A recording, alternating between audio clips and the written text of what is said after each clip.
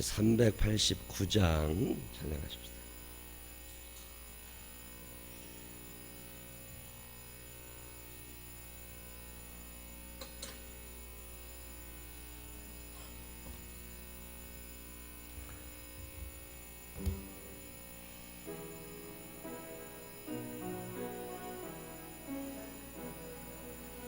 내게로 오라신 주님의 말씀을 따라 나와서 내 몸과 마음을 주께 드리니 주여 받아주소서. 내 뜻과 정성 모두 주 예수 따라가오니 내 갈 길 인도하여 주소서. 오 나의 주시여 내 맘에 주의 성령 오셔서 정결케 하여 주시고 주님의 귀한 성전 삼으사 항상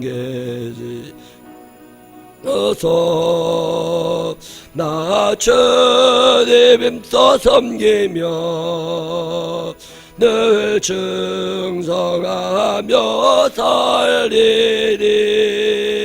내 갈 길 인도하여 주소서. 오 나의 주시여 내 참된 친구 되신 구주여 나에게 임재하시사 이 세상 끝날 되어 숨질 때 주여 함께 하소서. 나 주님 품에 안기어 자만 시경생 누리리. 내 갈 길 인도하여 주소서.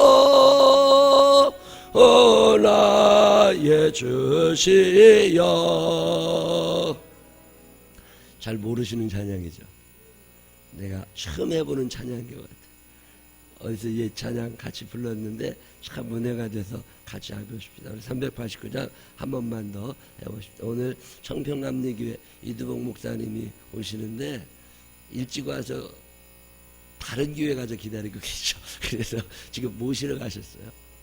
거의 도착하실 때 됐어요. 389장 다시 한번 찬양하십시다. 이거를 이 키로 제대로 쳐봐요.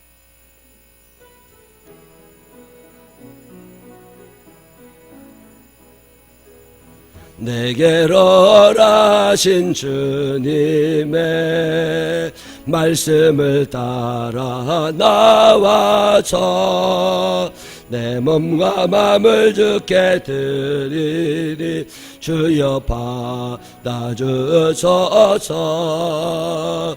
내 뜻과 정성 모두 주 예수 따라가오니 내 갈 길 인도하여 주소서.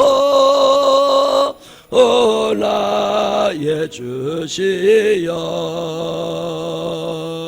내 맘에 주의 성령 오셔서 정결케 하여 주시고 주님의 귀한 성전 삼으사 항상 계시옵소서.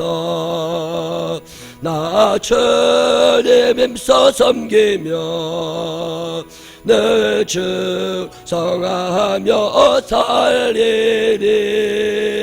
내 갈 길 인도하여 주소서. 오 나의 주시여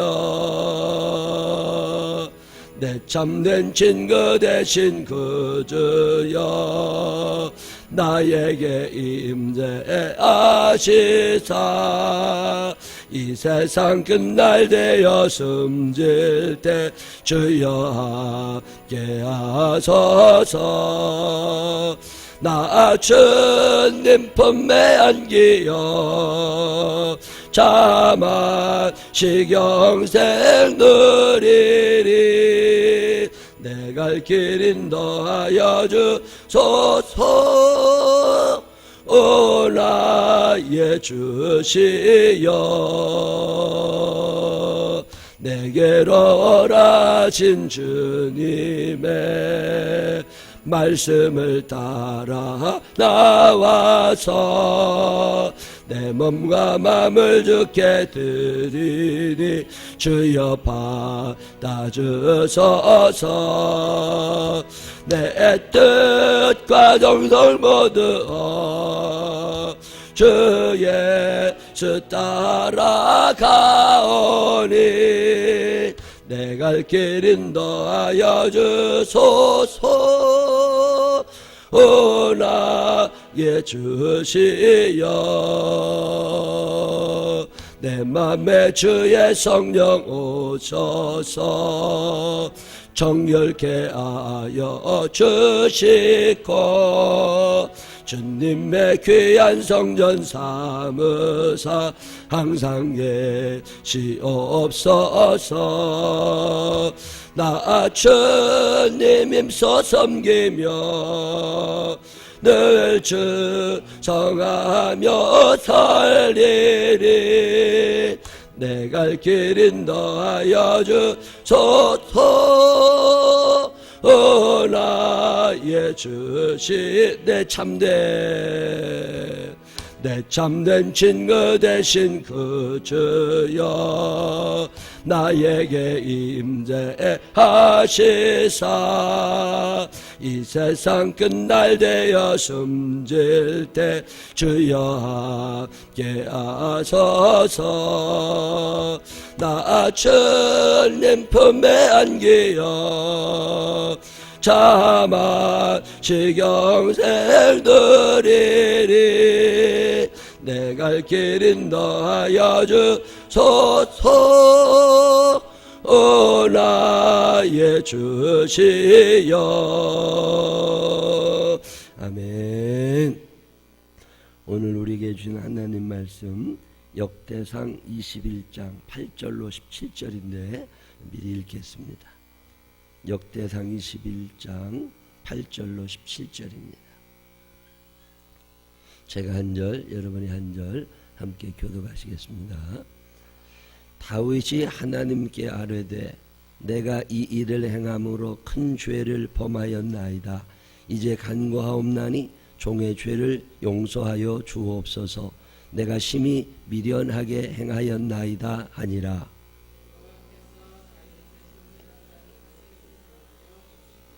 가서 다윗에게 말하여 이르기를 여호와의 말씀이 내가 네게 세 가지를 내어 놓으리니 그 중에서 하나를 네가 택하라. 내가 그것을 네게 행하리라 하셨다 하라 하신지라.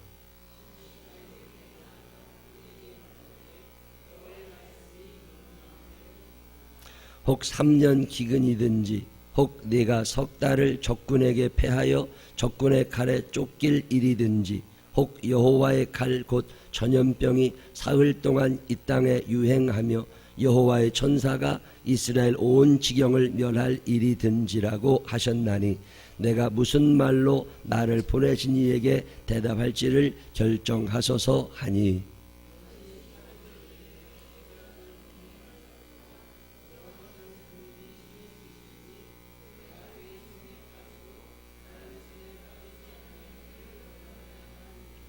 이에 여호와께서 이스라엘 백성에게 전염병을 내리심에 이스라엘 백성 중에서 죽은 자가 7만 명이었더라.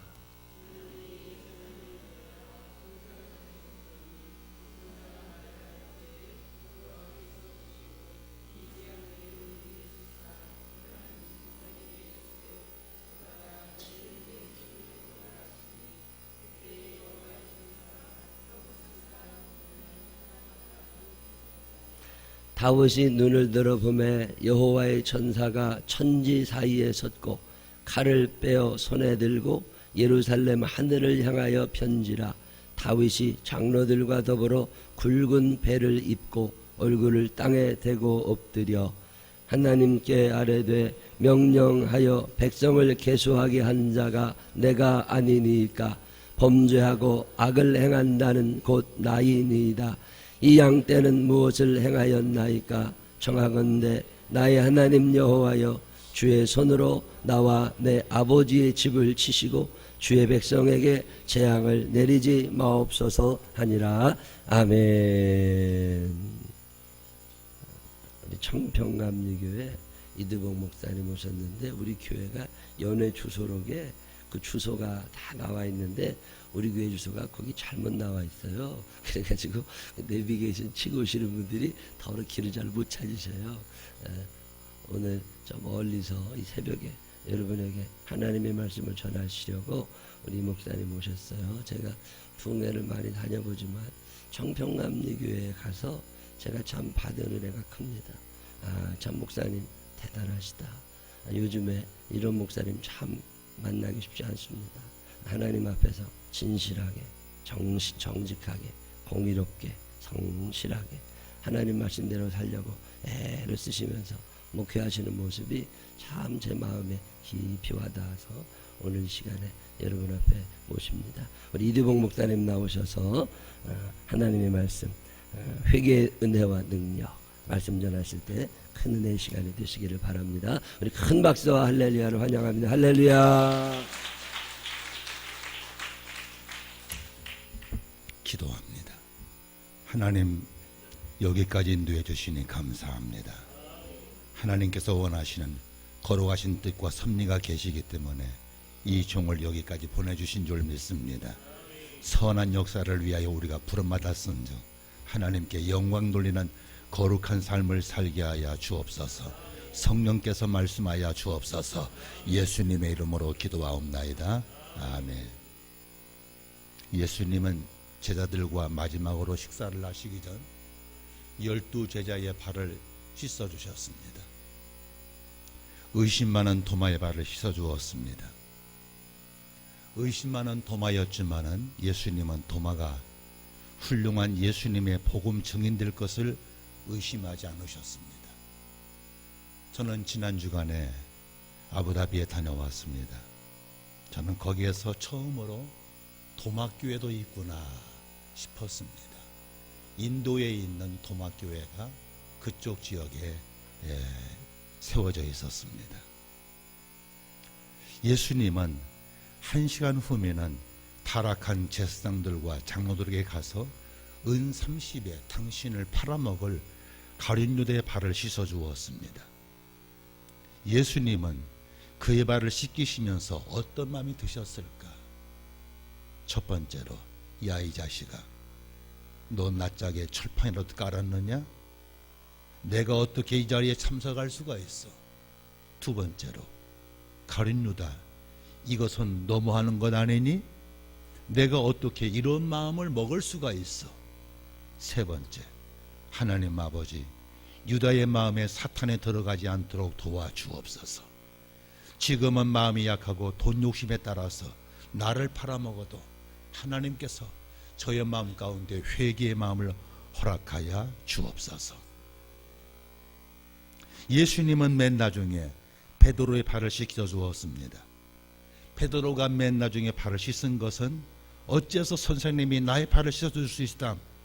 씻으려면 내가 주님의 발을 씻어줘야 할 텐데 하면서 뒤로 밀리다 보니까 베드로가 맨 나중이었습니다. 예수님은 베드로가 8시간이 지나가면은 자기를 부정하고 맹세코 모른다고 저주하실 줄 아셨습니다. 그럼에도 불구하고 예수님은 베드로의 발을 씻어 주었습니다. 씻으시면서 8시간 이후면은 자신을 부인할 베드로를 째려보지 않았습니다. 가룟유다의 발을 씻을 때도 성심성의껏 그의 발을 씻어주시고 베드로의 발을 씻어주실 때도 깨끗하게 씻으시고 젖은 발을 허리에 두른 수건으로 닦아주셨습니다. 예수님께서 지금 나의 발을 씻어주신다면 어떤 마음으로 씻어주실까? 나쁜 놈 하실까? 나쁜 여자 하실까? 아니시면은 너는 왜 이렇게 발이 더러우냐?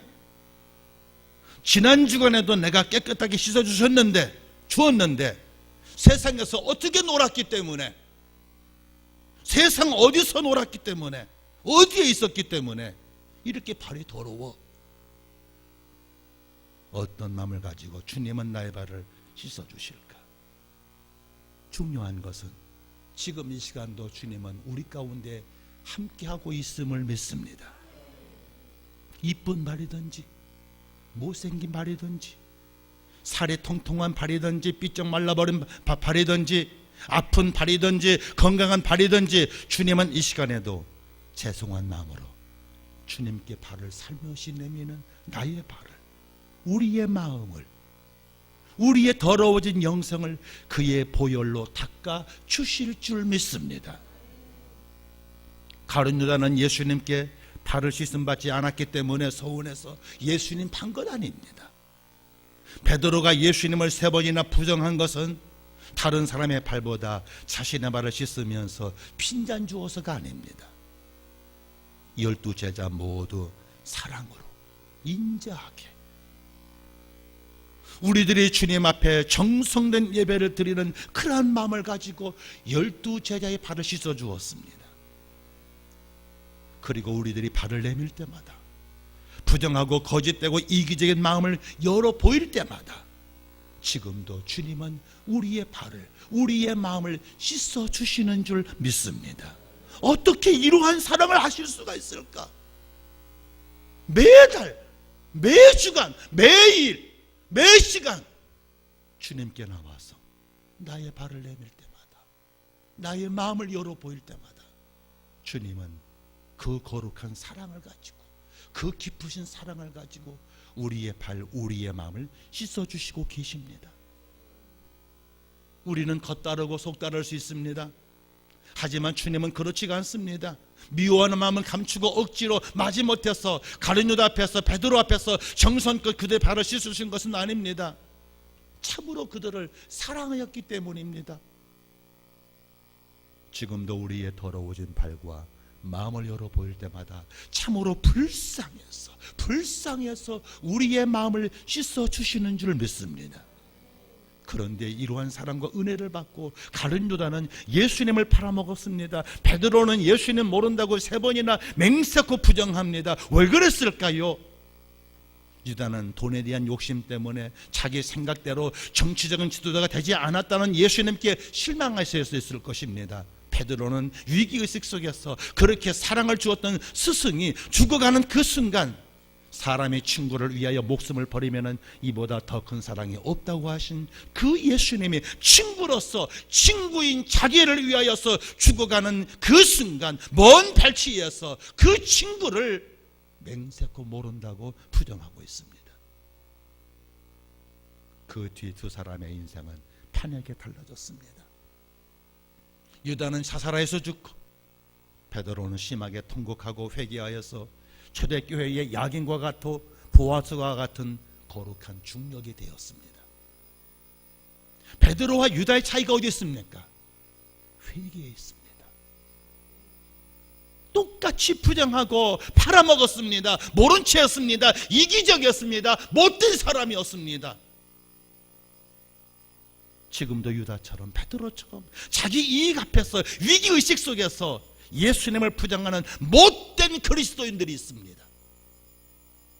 아니, 유다가 지었던 죄보다도, 베드로가 범했던 죄보다도 더 무서운 방법으로, 더 치사한 방법으로 우리들은 사회 구석구석에서 죄를 범하다가 이 시간 주님께 나오신 것은 아닌지 모르겠습니다. 여러분들은 유다가 되실래요? 베드로가 되실래요?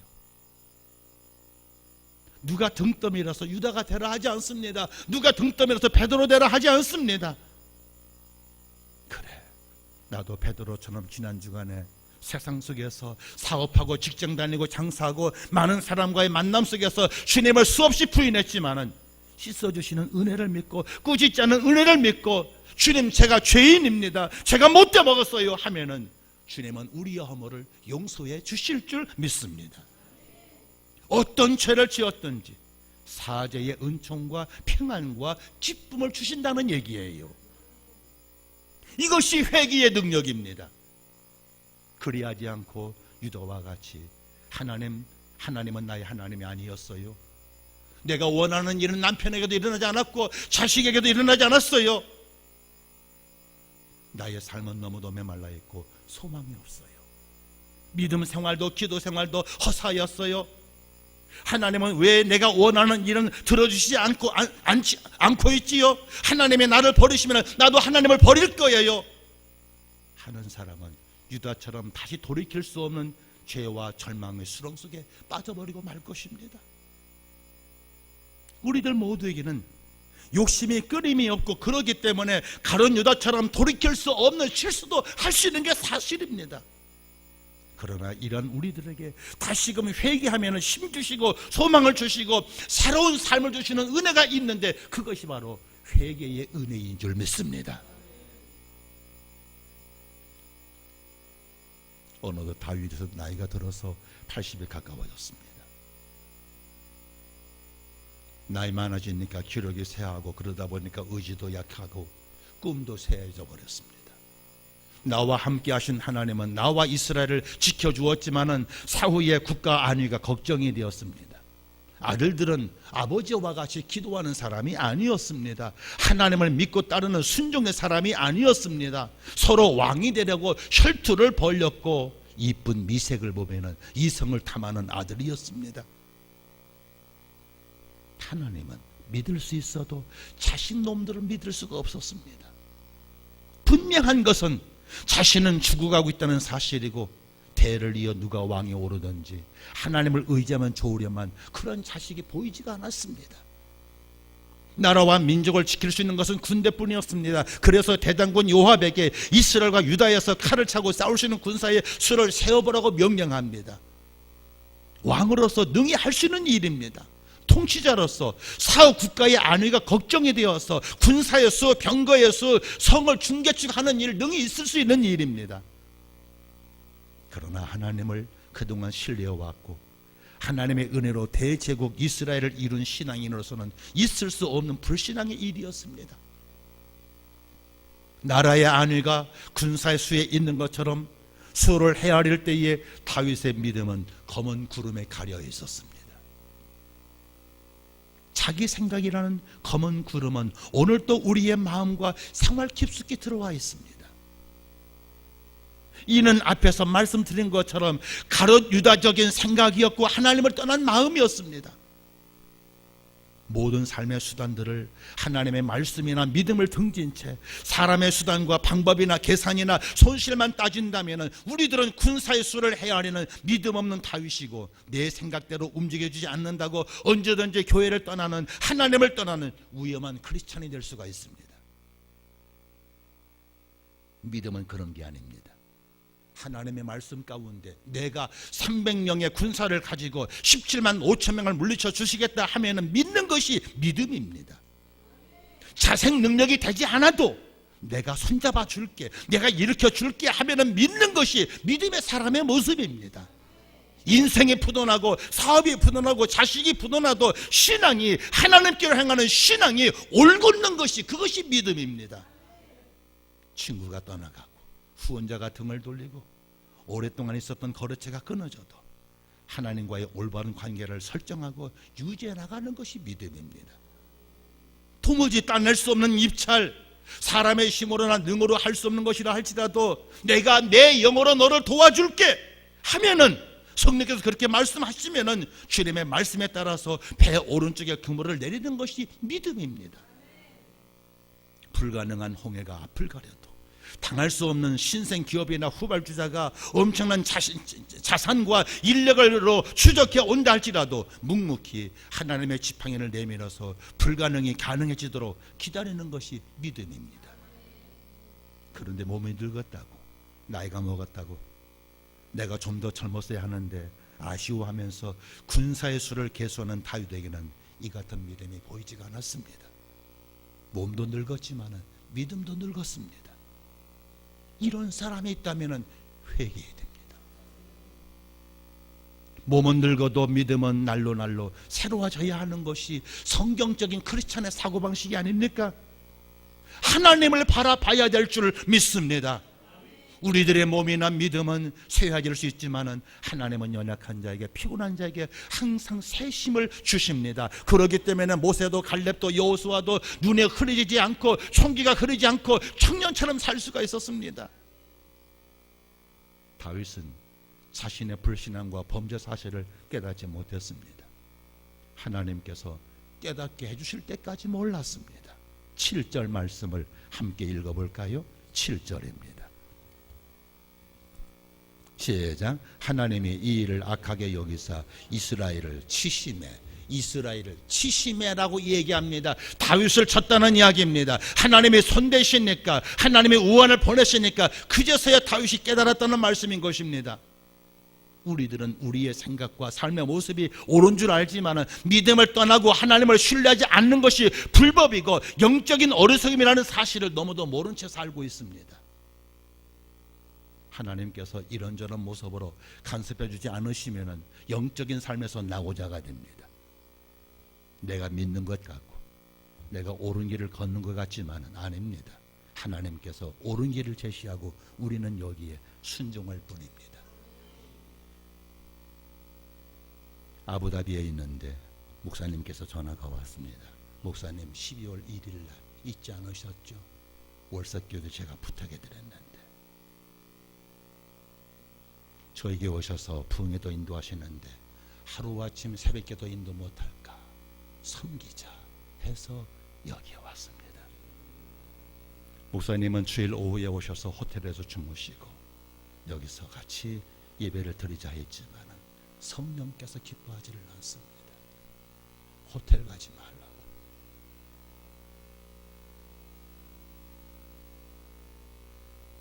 저는 지난 월요일 날 10시간 비행에 그리고 안개가 껴서 8시간 동안 비행기에 갇혀 있었습니다. 얼마나 지루했는지 몰라요. 금요일 날 올 적에 9시간 10시간 비행으로 왔습니다.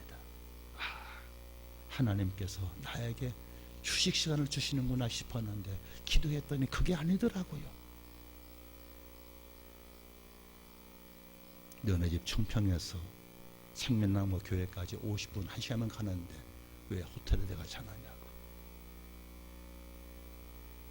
죄송한 이야기지만 하나님이 너를 세우시는 것이니까 너는 그 어떤 것도 바라서는 안 돼. 그런 말씀을 하시는 거예요. 괜히 저만 혼자 새벽에 왔다 갔다 나만 피곤하게 생긴 것 같습니다. 그래도 저는 기쁩니다. 감사합니다. 어제 오후 일부 예배를 마쳤는데 어떤 권사님 한 분이 봉투를 들고 오셨어요. 목사님 지난번 월요일 날 해외 나가시는데 봉투를 못 드렸어요. 봉투를 받아주는데 너 아부다비 갔다 왔지 않니? 그러시는 거예요. 2부 예배 이후에 재정부에 봉투를 넘기면서 무명으로 감상금 처리하라고 했습니다. 순간순간 성령님께 순종하는 것이 얼마나 기쁜지 몰라요. 얼마나 감사한지 몰라요. 저도 돈 많으면 좋지요. 저도 와서 푹 쉬면 좋지요. 근데 순간순간마다 하나님이 터치해 주십니다. 신앙생활이 어떤 것입니까? 신앙생활이 성령께서 감동하실 때에 거기에 순종하는 것이 우리의 신앙생활이고 그것이 믿음이 아닙니까? 성령께서 하나하나 간섭해 주시고 감동하시고 순종할 수 있는 믿음 주시니까 얼마나 감사한지 모르겠어요. 내가 신앙생활 하는 것이 아니고 내가 목회하는 것이 아니라 나는 그저 성령의 감동하심에 순종할 뿐입니다. 저도 하나님께 이렇게 저렇게 간섭해 주지 않고 그 감동하심 속에 순종하지 않는다면 언제든지 나쁜 가룟유다 같은 인간 될 수 있어요. 베드로 같은 우유부단한 인간 될 수 있어요. 다윗처럼 하나님이 깨닫게 하시기 전까지는 깨달을 수 없는 불신앙 될 수 있어요. 그러나 성령께서 깨닫게 하십니다. 그 은혜가 감사해요. 깨닫게 할 뿐만 아니라 순종할 수 있게 하십니다. 그게 너무도 감사해요. 성령께서 깨닫게 하시는 것, 순종하는 것이, 그것이 신앙생활이고 그것이 믿음생활이라는 얘기예요. 다윗은 비로소 자신의 불신앙을 깨닫습니다. 재앙을 피하기는 너무도 늦은 시간이었습니다. 어떤 죄는 뉘우치면, 회개하면 바로 용서하시는 하나님의 사랑이 있는가 하면, 어떤 죄는 뉘우치고도 회개했음에도 불구하고 매맞는 죄가 있어요. 다윗이 그랬습니다. 그것은 충분히 실수하지 않고 올바른 신앙의 모습을 가질 수 있음에도 불구하고 범죄했기 때문입니다. 요압은 이 일이 불신앙적인 일임을 알고 계수하지 말라고 왕 다윗에게 제언을 합니다. 그러나 다윗은 그 말을 묵살하고 병사를 계수하라고 합니다. 병사를 계수하고자 하는 마음이 불신앙이라 생각지 않았습니다. 요압이 정정하려고 할 때 듣지를 않았습니다. 충분히 깨달을 수 있고 돌이킬 수 있음에도 불구하고 돌이키지는 않았습니다. 하나님은 다윗의 회개 기도를 들었습니다. 그러나 너는 맞이해야 돼. 너는 맞이해야 돼. 하시면서 다윗과 그 지배하는 백성들을 때리십니다. 다윗의 마음이 아픈 것은 이 백성은 자신에게 있어서 양 같은 존재였습니다. 아끼고 사랑하고 좋은 길로 좋은 것으로 먹여주고 싶은 그런 양 같은 존재였습니다. 17절은 그것을 우리에게 말해주고 있지를 않습니까? 다윗은 이 일 때문에 너무도 힘들었습니다. 누구보다도 아끼고 자기 자신보다도 아끼는 양이었기 때문입니다. 이 일 때문에 다윗은 너무도 많이 울었습니다. 더 깊이 회개했습니다. 회개할 때는 하나님께서 죄를 깨닫게 하시니 감사해서 울고, 하나님께서 깨닫게 하신만이 아니라 용서가 감사해서 울고, 사랑해 주시니 감사해서 울고, 다른 사람보다 더 많이 은혜 받는 것 같아서 감사해서 울고, 그래서 다윗도 울었습니다. 징계를 받아야 할 자는 난데 왜 양무리를 치느냐고. 입술로만 회개하지 않고 진정으로 그 은혜에 감사해서 뉘우칠 때에 눈물이 나는 겁니다. 눈물이 많은 회개일수록 기쁨과 평안과 비례합니다. 아니, 회개 뒤에 찾아오는 기쁨과 희락은 회개 때 흘린 눈물 그 이상입니다. 내가 몰라서 회개하지 않을 때에 하나님의 손이 다윗에게로 향했을 적에 그는 비로소 깨닫습니다. 내가 징계받는 것이 낫지, 자식이 징계받는 것처럼 부모가 보기에 얼마나 힘드시겠습니까? 성도들이 시험을 당하고 그 찬원을 당하면은 차라리 내가 당하는 것이 낫겠다는 것이 솔직한 목사의 심정입니다. 그것을 보면서 아파하고 힘들어하기보다 차라리 내가 당하는 편이 편하게 느껴지는 것이 목회자의 마음이라는 얘기입니다. 그리고 내가 잘못 판단하고 결정하여서 교회가 어려워지고 소란을 겪을 때에 하나님 앞에서 그저 한없이 웁니다. 죄송해서 웁니다.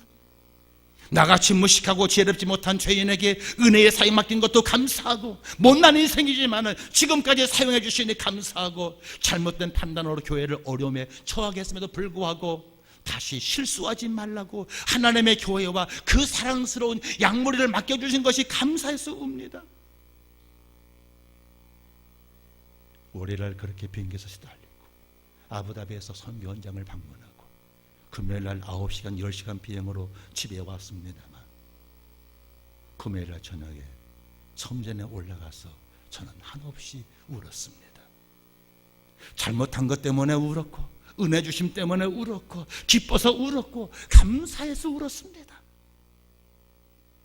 죄는 항상 우리의 삶과 상관관계 속에 있습니다. 죄를 지을 수밖에 없는 것이 인생입니다. 그렇다면 회개는 우리에게 더 이상 부끄러운 것이기보다는 우리의 삶이 되어져야 할 줄 믿습니다. 죄가 우리의 삶이듯이 회개도 우리의 삶이 되어야 한다는 얘기예요. 나만 회개하는 게 아닙니다. 옆 사람도 회개합니다. 여러분만 회개하는 것이 아닙니다. 목사도 회개합니다. 베드로도 회개합니다. 다윗도 회개했습니다. 회개는 신앙생활의 기본입니다. 나의 죄를 용서해 주심을 믿고 죄를 고백하는 회개는 신앙생활의 능력이요 은혜가 됨을 믿습니다. 회개할 때에 하나님의 용서와 사랑의 능력을 경험할 수 있음을 믿을 수 있기를 간절히 바랍니다. 회개할 때에 하나님과 만나는 은혜가 주어집니다. 회개는 하나님과 막혔던 닫혔던 은혜의 문을 여는 열쇠입니다. 많이 회개하고 철저하게 회개할수록 하나님은 너 이게 뭐야 하시지 않습니다. 더욱더 기뻐하십니다. 천국은 선한 사람이 가는 곳이 아닙니다. 자신이 죄인임을 알고 회개하는 사람이 가는 곳이 천국입니다. 세상의 교회는 선한 사람을 양육하는 곳이 아닙니다. 죄인들에게 천국 가는 길을 일러주는 것이 교회입니다. 하나님을 하나님으로 금년에 믿어드리지 못한 거 회개합시다. 나 같은 죄인에게 은혜 주시고 금년에도 참아주신 거 회개합시다. 많은 은혜 받았지만은 감사하지 못한 거 회개합시다. 하나님께 불충하고 이웃에게 해를 끼친 것 회개합시다. 가족을 좀 더 사랑하지 못했던 것, 목회자로서의 삶을 살다 보니까 그것이 너무너무도 걸려요. 가족을 좀 더 사랑하지 못했던 것 여러분들에게 있을 거예요. 그 모든 것도 우리가 함께 회개합시다. 회개하는 자에게 하나님이 찾아오셔서 하나님께서 갖고 계시는 거룩한 기쁨과 평안으로서 이 새벽에도 저와 여러분들을 만나주실 줄 믿습니다. 샘물과 같은 보혈은 임마누엘 피라. 함께 찬송할까요?